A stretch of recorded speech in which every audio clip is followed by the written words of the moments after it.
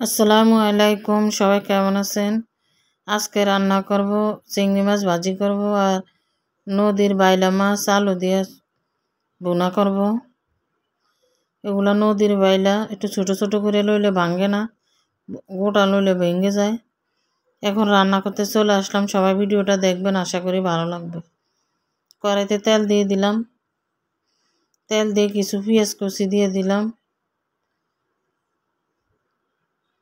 এখানে কাঁচামরিচ আর রসুন দিয়ে দিলাম, রসুনটা ছেঁচে নিছি।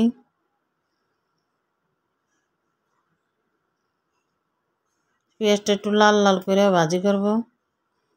কিছু পরিমাণ টমেটো দিয়ে দিব, পরে দিলাম লবণ, হলদে গুঁড়া, মরিচের গুঁড়া,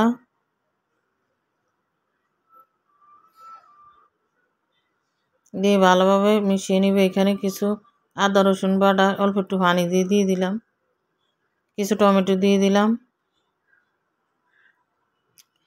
টমেটোটা গলে গেছে, এখন মাছগুলো দিয়ে দিব। আমি টমেটো গোটা গোটা থাকলে আমার কাছে ভালো লাগে না, গলে গেলে ভালো লাগে, মিশে যায় সব কিছুর লাগে। এই মাছটা অনেক মজা খেতে, নদীর যে কোনো মাছই মজা লাগে। এইভাবে মাছ রান্না করলে খেতে অনেক টেস্ট হয়। হাতে মাইকে রান্না করলেও মজা, সরষের তেল দিয়া। মাছটা বলক এসে গেছে, আবার ঢাকনা দিয়ে ঢেকে দিব।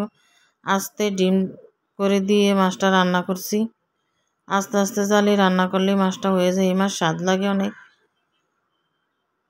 মাছটা হয়ে গেছে, দেখেন কি সুন্দর কালার হয়েছে, খেয়ে তো অনেক মজা হয়েছে। এখন চিংড়ি মাছটা ওই চুলায় দিছি, এখন এই চুলায় আনছি, ভাজা হয়ে গেছে।